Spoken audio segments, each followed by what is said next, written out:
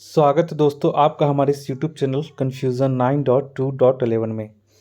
दोस्तों इस वीडियो में आज हम बिहार स्पेशल में आ, बिहार स्पेशल के रूप में बिहार परिदृश्य से राज्य की राजनीतिक, सामाजिक, धार्मिक, शैक्षणिक घटनाओं एवं विभिन्न मंत्रालयों की घटनाओं पर इसमें एक हम नज़र डालेंगे। और ये जो है करंट नोट्स है और बिहार करंट अफेयर्स का नोट्स है और ये करीब 8 से 9 महीने का है, ठीक है। तो जो कि बहुत इंपॉर्टेंट रोल निभाता है आपके बीपीएससी के एग्ज़ाम में। तो ये आप लोग का बहुत इंपॉर्टेंट होने वाला है और ये बीपीएससी के पैटर्न पे है, ठीक है। तो यहाँ पे सब टॉपिक में सब में कुछ कुछ तथ्य जो है वो सब इंपॉर्टेंट तथ्य हैं, ताकि जब ऑप्शन ई का आए चुनने में तो आपको आसानी हो कि इसमें से एक से ज़्यादा होगा या केवल एक ही आंसर होगा। तो बहुत ही इंपॉर्टेंट सीरीज चल रहा है ये, और आप लोग सभी लोग को अब पता चल गया होगा कि बहुत इंपॉर्टेंट है और अच्छा खासा इसमें कलेक्शन है। तो आप लोग ज़रूर देख लें, क्योंकि बिहार का जो इम्पोर्टेंस है वो बीपीएससी में आप सभी लोग को पता है कि क्या है। तो चलिए यहाँ पे हम डिटेल में थोड़ा सब में देख लेंगे और बहुत अच्छा है। और इससे आपका क्या होगा कि 8 से 9 महीने का जितना भी घटनाक्रम है बिहार का, वो सभी आपको रिवीजन हो जाएगा। नेक्स्ट है यहाँ पे देखिए, जयनगर कुर्था रेल लाइन। तो ये जो जयनगर है ये मधुबनी जिला में बिहार में है, और कुर्था नेपाल तक ट्रेन सेवा ये प्रारंभ की गई है अप्रैल 2022 में। और इसका उद्घाटन जो है, इसको मैं जूम कर लेता हूँ, और इसका उद्घाटन भारत एवं नेपाल के प्रधानमंत्री ने संयुक्त रूप से वीडियो कॉन्फ्रेंस के माध्यम से किया है। और यह रेलखंड अभी 34.90 किलोमीटर लंबा है, और इसका जो प्रोजेक्ट है वो पूरे रेल नेटवर्क का 68.72 किलोमीटर है, यानी 68.72 किलोमीटर का ये पूरा प्रोजेक्ट है। और ये लंबे जयनगर बिजलपुर बर्दीबास परियोजना का ये एक भाग है। तो ये चीज़ याद रखिएगा। वर्तमान में इस रेलखंड पर 2 डेमो ट्रेनें संचालित की जा रही हैं, यानी कि एक्सप्रेस नहीं है, ये डेमो ट्रेन है और संचालित की जा रही है, जिनकी आपूर्ति कोंकण रेलवे ने की है। ये दोनों डेमो ट्रेनों की आपूर्ति जो है वो कोंकण रेलवे ने की है। तो ये बहुत इंपॉर्टेंट हो गया। नेक्स्ट है ये तीसरा राष्ट्रीय जल पुरस्कार। तो ये है पूर्वी चंपारण को पूर्वी क्षेत्र श्रेणी में श्रेष्ठ जिला के तहत प्रथम पुरस्कार प्राप्त हुआ है 29 मार्च 2022 को। और ये पूर्वी क्षेत्र में श्रेष्ठ पंचायत का प्रथम पुरस्कार गया जिले की तेलारी पंचायत को प्राप्त हुआ है। अगर जिला पूछेगा श्रेष्ठ किस जिले को, तो यहाँ पे पूर्वी चंपारण, और पूर्वी क्षेत्र में श्रेष्ठ पंचायत कौन सा है, तो वो हो जाएगा गया जिला का तेलारी पंचायत। और यह पंचायत नीमचक बथानी प्रखंड के तहत आती है। वहीं पे अगर हम बात करें कि तीसरे राष्ट्रीय जल पुरस्कार के तहत श्रेष्ठ राज्यों की श्रेणी में उत्तर प्रदेश को प्रथम स्थान प्राप्त हुआ है, जबकि राजस्थान को द्वितीय और तमिलनाडु को तृतीय स्थान प्राप्त हुआ है। नेक्स्ट है ये निर्यात तैयारी सूचकांक, बहुत इंपॉर्टेंट है। तो सूचकांक 2021 में बिहार की रैंकिंग 22वीं थी तथा स्कोर जो था ये 32.06 है, जबकि यही सूचकांक में 2020 में बिहार की रैंकिंग 30वीं थी। 25 मार्च 2022 को ये जारी किया गया। नेक्स्ट है ये इस रैंकिंग में शीर्ष 3 राज्य क्रमशः गुजरात, महाराष्ट्र एवं कर्नाटक हैं। ये आप लोग याद रखिएगा कि निर्यात में शीर्ष 3 राज्य कौन से हैं। तो पहले नंबर पे गुजरात, दूसरे पे महाराष्ट्र, तीसरे पे कर्नाटक है। नेक्स्ट है ये सूचकांक 2021 के अनुसार भू आबाद लैंड लॉक्ड राज्यों में बिहार का 10वां स्थान है। तो ये यहाँ पे एक इम्पॉर्टेंट फैक्ट निकल के आया है।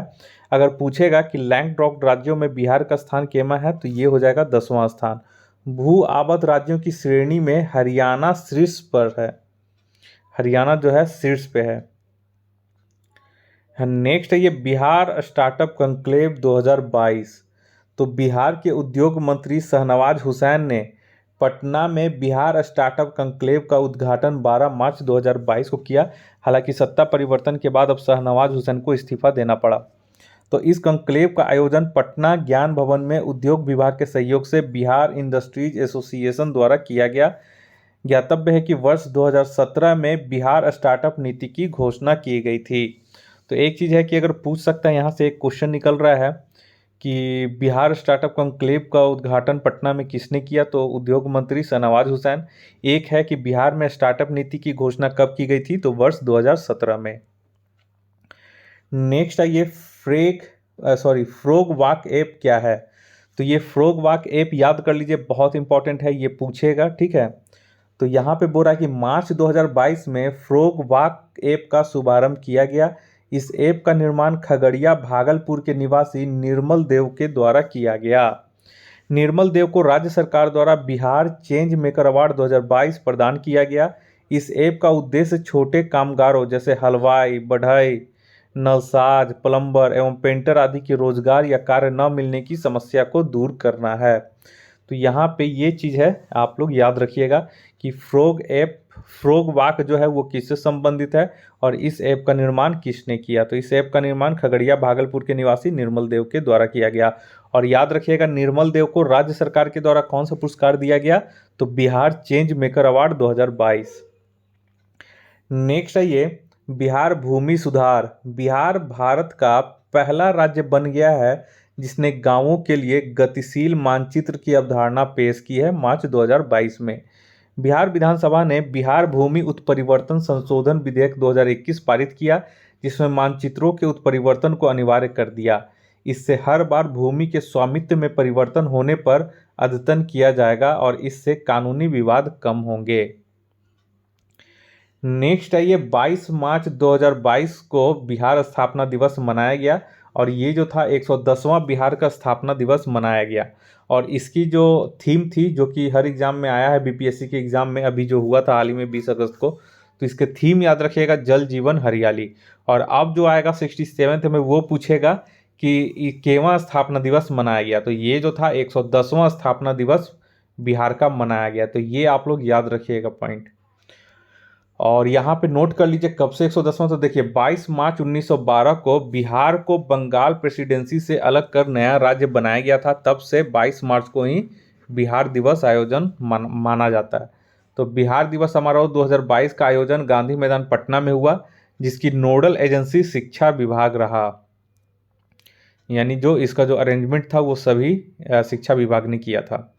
नेक्स्ट है ये स्कॉच गवर्नेंस रैंकिंग 2021। बिहार वर्ष 2021 के सूचकांक में 11वें स्थान पर है, जिस स्थान पर वह वर्ष 2020 में था। ठीक है, तो ये 2020 में जो था 11वें स्थान पे, उसी स्थान पे 2021 में है, यानी कि 11वें स्थान पे। और ये जो डाटा है आपका 8 मार्च 2022 को जारी किया गया। और बिहार को 4 श्रेणियों स्टार प्रदर्शन परफॉर्मेंस, बिहार को 4 श्रेणियों, जिसमें स्टार प्रदर्शन, कैचिंग अप एवं अन्य में कैचिंग अप श्रेणी में रखा गया है। तो सूचकांक में शीर्ष 3 राज्यों में कौन कौन से हैं, इसमें याद कर लीजिएगा। स्कॉच गवर्नेंस रैंकिंग में याद कर लीजिए, बिहार को तो 11वां रैंक मिला ही, लेकिन शीर्ष 3 रैंक में कौन है, तो शीर्ष 3 रैंक में जो है वो है आंध्र प्रदेश पहले नंबर पे, पश्चिम बंगाल द्वितीय नंबर पे और उड़ीसा को तृतीय स्थान इसमें प्राप्त हुआ है। और ये तीनों जो हैं वो स्टार श्रेणी में आते हैं। इनके अतिरिक्त गुजरात एवं महाराष्ट्र क्रमशः चौथे एवं 5वें स्थान पे स्टार श्रेणी में आते हैं। नेक्स्ट है ये बुरा है बोध गया में भगवान बुद्ध की शयन मुद्रा में भारत की सबसे बड़ी प्रतिमा। तो बोध गया में ये बनाई जा रही है शयन मुद्रा में, याद रखिएगा, भगवान बुद्ध की शयन मुद्रा में भारत की सबसे ये बड़ी प्रतिमा है। तो बुद्ध इंटरनेशनल वेलफेयर मिशन द्वारा बोध गया में भगवान बुद्ध की प्रतिमा का निर्माण किया जा रहा है। और यह प्रतिमा जो है वो शयन मुद्रा में होगी और प्रतिमा जो है 100 फीट लंबी तथा 30 फीट ऊंची होगी। और प्रतिमा का निर्माण कार्य वर्ष 2019 से प्रारंभ है। और यहाँ पे फाइबर ग्लास द्वारा निर्माणाधीन यह प्रतिमा कोलकाता के मूर्तिकारों के द्वारा बनाई जा रही है। नेक्स्ट है ये मासिक धर्म स्वच्छता प्रबंधन योजना प्रारंभ करने वाला पूर्णिया जो है बिहार का पहला जिला बन गया है। ये बहुत ही इंपॉर्टेंट क्वेश्चन है, आप लोग इसे नोट कर लीजिए, 1-2 बार इसको रिवीजन कर लीजिए। तो बिहार के पूर्णिया जिले ने नव अस्तित्व फाउंडेशन स्वयं सहायता समूह एवं यूनिसेफ की सहायता से मासिक धर्म स्वच्छता प्रबंधन योजना को प्रारंभ किया है 8 मार्च 2022 को। और योजना को पायलट प्रोजेक्ट के तौर पर अप्रैल 2021 में जिले के कसबा प्रखंड में शुरू किया गया था। ठीक है, प्रखंड में शुरू किया गया था, लेकिन यहाँ पे पूर्णिया जो है ये पहला जिला यहाँ पे बन गया है योजना को प्रारंभ करने वाला पूरी रूप से। नेक्स्ट है ये पीएम मित्र मेगा टेक्सटाइल पार्क। इस योजना के तहत बिहार के पश्चिम चंपारण जिले में मेगा टेक्सटाइल पार्क का निर्माण किया जाएगा। ठीक है, ये आप लोग याद रखिएगा। पूछ सकता है कि पीएम मित्र मेगा टेक्सटाइल पार्क की स्थापना किस जिले में की जा रही है बिहार के, तो याद रखिएगा पश्चिम चंपारण में। नेक्स्ट आइए, प्रधानमंत्री जन धन खाता खोलने में बिहार दूसरे स्थान पर है। प्रधानमंत्री जन धन योजना अगस्त 2014 में शुरू हुई थी। मार्च 2022 तक इस योजना के तहत सर्वाधिक बैंक खाता उत्तर प्रदेश में खोला गया था और उत्तर प्रदेश के बाद बिहार इस योजना के तहत बैंक खाता खोलने वाला दूसरा राज्य बन गया है। नेक्स्ट है ये, एस सिद्धार्थ बिहार के मुख्यमंत्री नीतीश कुमार के प्रधान सचिव नियुक्त किए हैं। तो ये जो है 21 फरवरी 2022 को बिहार सरकार ने अतिरिक्त मुख्य सचिव बिहार सरकार एस सिद्धार्थ को मुख्यमंत्री नीतीश कुमार का प्रधान सचिव नियुक्त किया है और एस सिद्धार्थ ने चंचल कुमार का स्थान लिया। ये 21 फरवरी 2022 का है न्यूज। नेक्स्ट है ये राजगीर जू सफारी। तो यहाँ पे बोला जा रहा है कि 16 फरवरी 2022 को बिहार के मुख्यमंत्री नीतीश कुमार ने राजगीर में जू सफारी का लोकार्पण किया। गौरतलब है कि 480 एकड़ में विस्तृत जू सफारी का निर्माण 176 करोड़ रुपए से किया गया, जिसका शिलान्यास वर्ष 2016 में किया गया था। यहाँ पे बोला जा रहा है कि सफारी में व्याख्या केंद्र एवं 180 डिग्री 3D थिएटर का भी निर्माण किया गया है। व्याख्या केंद्र में मानव के विकास क्रम, वन्य जीवों के जीवन चक्र से जुड़ी प्रतिमा स्थापित की गई हैं। नेक्स्ट है ये, इस थिएटर में मुख्यमंत्री के समक्ष द ओशियन बायोस्कोप फिल्म प्रदर्शित की गई। कौन सा फिल्म? तो द ओशियन बायोस्कोप। इस जू सफारी में बाघ, शेर, तेंदुआ, भालू, हिरन आदि जानवर हैं। उल्लेखनीय है कि राजगीर में पर्यटन को बढ़ावा देने के लिए ग्लास स्काई वॉक का भी निर्माण किया गया है। नेक्स्ट आइए, वित्तीय साक्षरता कार्यक्रम इंपॉर्टेंट है। तो 13 से 18 फरवरी 2022 तक भारतीय रिजर्व बैंक ने पटना में वित्तीय साक्षरता कार्यक्रम का आयोजन किया और इस कार्यक्रम का विषय था थीम था गो डिजिटल गो सिक्योर। नेक्स्ट है ये, मुख्यमंत्री ग्रामीण सोलर स्ट्रीट लाइट योजना, ये भी इंपॉर्टेंट है। तो मुख्यमंत्री ग्रामीण सोलर स्ट्रीट लाइट योजना के तहत 15 अप्रैल 2022 से राज्य के सभी गांवों में सोलर स्ट्रीट लाइट लगाई गई और यह मुख्यमंत्री 7 निश्चय 2 के तहत शुरू की गई योजना है। पायलट योजना के तहत यह योजना राज्य के सभी जिलों की कम से कम एक पंचायत में लागू होगी। नेक्स्ट है ये बिहार शहीद दिवस। ठीक है, इसको याद रखिएगा। बिहार के मुख्यमंत्री नीतीश कुमार ने 15 फरवरी को प्रतिवर्ष शहीद दिवस मनाने की घोषणा की है। यानी कि बिहार शहीद दिवस मनाने की घोषणा कब की गई है? तो 15 फरवरी को। ध्यातव्य है कि इस तिथि को यानी कि 15 फरवरी को 1932 में मुंगेर जिले के तारापुर शहर के थाने पर तिरंगा लहराने के प्रयास में पुलिस की गोली का शिकार होकर 34 स्वतंत्रता सेनानी शहीद हो गए थे। एसपी गोपाल सिंह नामक स्वतंत्रता सेनानी थाने के भवन पर तिरंगा लहराने में सफल रहे थे। तो ये बहुत इंपॉर्टेंट है, याद रखिएगा कि बिहार शहीद दिवस कब मनाया जाएगा? तो 15 फरवरी। और किस लिए मनाया जाएगा? तो 15 फरवरी 1932 के ही दिन में मुंगेर में एक जिले में तारापुर शहर के थाने पर तिरंगा फहराने के प्रयास में पुलिस की गोली से शिकार हुए 34 स्वतंत्रता सेनानियों के शहीद हो गए थे और उन्हीं की याद में बिहार दिवस 15 फरवरी को अब मनाया जाएगा। नेक्स्ट आइए, बुरा प्रथम टेक्सटाइल पार्सल स्पेशल ट्रेन। प्रथम textile parcel special train Gujarat के सूरत शहर के उधना रेलवे स्टेशन से बिहार के पटना शहर के दानापुर रेलवे स्टेशन तक चलाई गई। तो ये भी बहुत इंपॉर्टेंट है, याद रखिएगा कि प्रथम textile parcel special train Gujarat के उधना रेलवे स्टेशन से बिहार के दानापुर रेलवे स्टेशन तक चलाई गई थी। 9 फरवरी 2022 को पश्चिम रेलवे के मुंबई सेंट्रल डिवीजन ने जलथान सूरत क्षेत्र से संक्रैल खड़गपुर डिवीजन SIR तक 100वीं टेक्सटाइल ट्रेन के लदान की महत्वपूर्ण उपलब्धि हासिल की है।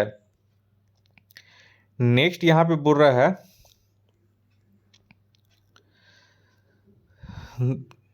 देखिए नेक्स्ट यहाँ पे बोल रहा है कि आसियाना नगर मंडल में देश का पहला स्मार्ट प्रीपेड मीटर।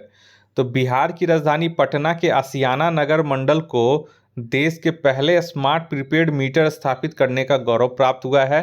कुल 38,000 घरों में स्मार्ट प्रीपेड मीटर लगाए गए हैं और पूरे बिहार में कुल 5.23 लाख घरों में स्मार्ट प्रीपेड मीटर स्थापित करने हेतु Bihar state power holding company limited ने एनर्जी एफिशिएंसी सर्विसेज लिमिटेड के साथ समझौता किया है। और पूरे राज्य में स्मार्ट मीटर प्रीपेड मीटर लगाने का जो योजना है वो किसने शुरू किया है? तो बिहार ने ही सर्वप्रथम ये योजना शुरू किया है। और उसमें जो हसियाना नगर मंडल में देश का पहला स्मार्ट प्रीपेड मीटर सभी घरों में लग चुका है। नेक्स्ट आइए, नेक्स्ट यहाँ पे बोल रहा है, यहाँ पे हम लोग देख लेते हैं। हाँ, नेक्स्ट है कि मैथिली भाषा के लिए साहित्य अकादमी पुरस्कार 2021। तो ये याद रखिए, जगदीश प्रसाद मंडल को यह पुरस्कार प्राप्त हुआ है। मैथिली भाषा के साहित्य अकादमी पुरस्कार 2021 किसे दिया गया है? तो जगदीश प्रसाद मंडल को। और यह पुरस्कार उन्हें पंगु नाम उपन्यास के लिए दिया गया है। बहुत ही इंपॉर्टेंट क्वेश्चन है। और नेक्स्ट जो बोल रहा है, अमित मिश्र द्वारा लिखित अंशु बनी पसरी जायब बाल कविता को मैथिली भाषा हेतु युवा साहित्य अकादमी पुरस्कार प्रदान किया गया है। वहीं पे दया शंकर सिन्हा को सम्राट अशोक नाटक हेतु साहित्य अकादमी पुरस्कार 2021 प्रदान किया गया है। तो ये सभी चीज़ जो है आप लोग याद रखिएगा, ठीक है। दया प्रकाश सिन्हा, अमित मिश्र और यहाँ पे एक जो था जगदीश प्रसाद मंडल, ये सभी का जो है आप लोग नाम याद रखिएगा। इन सभी को जो है मैथिली भाषा के लिए साहित्य अकादमी पुरस्कार के लिए चुना गया है। नेक्स्ट आइए, बोल रहा है कि रणजी ट्रॉफी के पदार्पण मैच में साकिबुल गनी का तिहरा शतक। तो रणजी ट्रॉफी के पदार्पण मैच में साकिबुल गनी का तिहरा शतक है और यह बिहार रणजी टीम के बल्लेबाज हैं। रणजी ट्रॉफी 2021-22 में मिजोरम के खिलाफ तिहरा शतक 341 रन इन्होंने बनाया था। ये प्रथम श्रेणी क्रिकेट में अपने पदार्पण मैच में ही तिहरा शतक लगाने वाले विश्व के पहले बल्लेबाज हैं, इसीलिए ये इम्पॉर्टेंट हैं, ठीक है। और पूछेगा कि कितने रन बनाया था इन्होंने, तो 341 रन। किसके खिलाफ? तो मिजोरम के खिलाफ। इस मैच में गनी ने बबलू कुमार के साथ 538 रन की साझेदारी की, जो रणजी ट्रॉफी के इतिहास की चौथी सबसे बड़ी साझेदारी है। ध्यातव्य है कि साकिबुल गनी बिहार के मोतिहारी जिले से संबंध है। नेक्स्ट आइए, बोल रहा है कि मनोज तिवारी बिहार में खादी के ब्रांड एम्बेसडर बनाए गए थे। तो बिहार सरकार ने भोजपुरी गायक एवं लोकसभा सांसद मनोज तिवारी को बिहार में खादी का ब्रांड एम्बेसडर घोषित किया है, ठीक है। नेक्स्ट आइए इसमें बोल रहा है कि कालू घाट इंटर मॉडल टर्मिनल।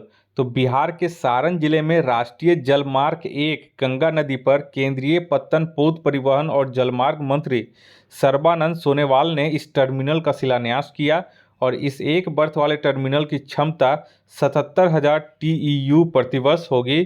साथ ही पटना गायघाट से पांडु गुवाहाटी के लिए जल मार्ग 1 से पोत MV लाल बहादुर शास्त्री द्वारा 200 मीट्रिक टन खाद्यान्न भेजा जाएगा।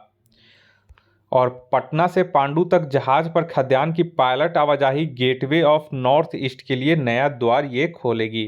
तो यहाँ पे याद रखिएगा, ये कालू घाट इंटर मॉडल टर्मिनल किस पे बनाया जा रहा है? तो ये राष्ट्रीय जलमार्ग 1 में बनाया जा रहा है बिहार के सारण जिले में। नेक्स्ट है ये बार council of India. Bar council of India ये भी इंपॉर्टेंट है। तो बिहार के मनन कुमार मिश्रा, जो कि गोपालगंज से संबंध रखते हैं, को बार काउंसिल ऑफ इंडिया का अध्यक्ष चुना गया है। तो ये पूछ सकता है कि निम्न में से कौन जो है बार काउंसिल ऑफ इंडिया का अध्यक्ष चुना गया है, जो कि बिहार से संबंध है? तो Manan Kumar Mishra. Manan Kumar Mishra bar council of India के 31वें अध्यक्ष हैं। बार काउंसिल ऑफ इंडिया की स्थापना वर्ष 1961 में हुई थी। नेक्स्ट आइए, अंजनी कुमार सिंह बिहार संग्रहालय के महानिदेशक नियुक्त हुए हैं। तो बिहार के पूर्व मुख्य सचिव अंजनी कुमार सिंह को बिहार संग्रहालय का महानिदेशक बनाया गया है। और बिहार संग्रहालय के शासी निकाय की अध्यक्षता कौन करते हैं? तो ये मुख्यमंत्री होते हैं। याद रखिएगा, बिहार संग्रहालय के शासी निकाय के अध्यक्ष कौन होते हैं? तो मुख्यमंत्री इनके होते हैं। बिहार संग्रहालय पटना में स्थित है और इसकी स्थापना 1917 में की गई थी। नेक्स्ट आइए, मैथिली साहित्य लिल्ली रे का निधन। तो 3 फरवरी 2022 को 92 वर्ष की अवस्था में निधन इनका हो गया। जन्म जो था इनका 26 जनवरी 1933 को हुआ था और इन्हें वर्ष 1982 में मरीचिका नामक मैथिली उपन्यास हेतु साहित्य अकादमी पुरस्कार से सम्मानित किया गया था। नेक्स्ट है ये बिहार का पुनौरा धाम स्वदेश दर्शन योजना के अंतर्गत शामिल हैं। तो यहाँ पे है कि 3 फरवरी 2022 को पर्यटन मंत्रालय ने पुनौरा धाम सीतामढ़ी को स्वदेश दर्शन योजना के रामायण सर्किट में इसे शामिल किया है। तो ये भी एक इम्पॉर्टेंट क्वेश्चन है, आप लोग से पूछ सकता है। ठीक है, और यहाँ पे पुनौरा धाम को हाल ही में प्रसाद योजना के तहत भी शामिल किया गया है। और बिहार के सीतामढ़ी जिले के पुनौरा गांव में मां जानकी जन्मभूमि मंदिर है, जो पुनौरा धाम के रूप में विख्यात है। नेक्स्ट यहाँ पे आइए कि बिहार का दूसरा बाघ अभ्यारण्य। तो केंद्रीय पर्यावरण एवं वन एवं जलवायु परिवर्तन मंत्री अश्विनी कुमार चौबे ने बिहार में दूसरा बाघ अभ्यारण्य स्थापित करने की घोषणा की है। और यह जो बाघ अभ्यारण्य है वो कैमूर जिले में खोला जाएगा। पहला जो आपको है पश्चिम चंपारण में है, ठीक है, पश्चिम चंपारण अभ्यारण्य में है। नेक्स्ट है ये ध्यातव्य है कि वन विभाग द्वारा 26 मार्च 2020 को कैमूर वन्यजीव अभ्यारण्य में बाघ देखा गया था। वर्तमान में बिहार में एकमात्र बाघ अभ्यारण्य वाल्मीकि टाइगर रिजर्व पश्चिम चंपारण है। तो ये भी इम्पोर्टेंट है। नेक्स्ट आइए, जो कि हर बार पूछा हुआ है और पूछेगा इस बार भी 67th बीपीएससी में। तो याद रखिए, पद्म पुरस्कार 2022 बिहार के परिप्रेक्ष्य में 25 जनवरी 2022 को 73वें गणतंत्र दिवस के अवसर पर राष्ट्रपति ने 2022 हेतु टोटल 128 पद्म पुरस्कारों की घोषणा की, जिनमें कि बिहार के 2 हस्तियों को पद्म पुरस्कार दिया गया है। और ये पद्म पुरस्कार जो है उन्हें पद्मश्री के रूप में दिया गया है। केवल पद्मश्री के कैटेगरी में ही बिहार के 2 हस्तियों को चुना गया है। इनमें पहला जो है वो शैवाल गुप्ता है, जिनको मरणोपरांत शिक्षा के क्षेत्र के लिए दिया गया। और दूसरा है आचार्य चंदना जी, जिनको सामाजिक कार्य के लिए दिया गया है। तो ये 2 नाम आप लोग हमेशा याद रखिएगा। पूछेगा कि बिहार में पद्मश्री पुरस्कार कितने व्यक्तियों को मिला, तो पद्म पुरस्कार पूछेगा तो भी 2, पद्मश्री पूछेगा तो 2।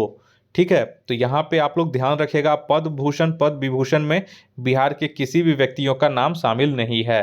तो यहाँ पे ये 2 नाम याद रखिए, शैवाल गुप्ता और आचार्य चंदना जी। अब आइए देखिए, यहाँ पे बिहार वन स्थिति रिपोर्ट बहुत ही इंपॉर्टेंट रोल निभाएगा आपका बीपीएससी के एग्जाम में।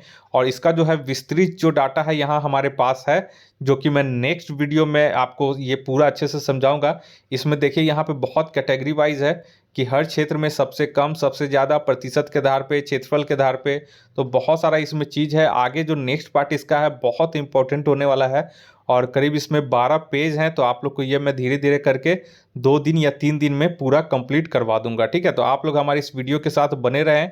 बहुत इंपॉर्टेंट सीरीज चल रहा है 67th बीपीएससी पीटी एग्जाम के लिए, तो इसको स्किप मत कीजिए। और उम्मीद करते हैं कि आपका हमारे इस वीडियो से ही बिहार से संबंधित जितने भी करंट अफेयर्स होंगे, चाहे किसी भी क्षेत्र के हों, वो सब आपका इसमें आ जाएगा, कंक्लूड इसमें हो जाएगा। और उसके बाद बिहार से जो इम्पोर्टेंट जो है प्राचीन बिहार का इतिहास से, फिर मिडाइवल से, फिर मॉडर्न से, ये सभी मिला करके बिहार से भी आपका हम जीके जीएस करवा देंगे। तो उससे करीब आपका जो है 45 क्वेश्चन जो जीके जीएस और करंट अफेयर्स जो बिहार से संबंधित आता है, तो वो आपका आसानी से कंप्लीट हो सकता है। तो इस वीडियो को देखने के लिए आप लोग का बहुत बहुत शुक्रिया।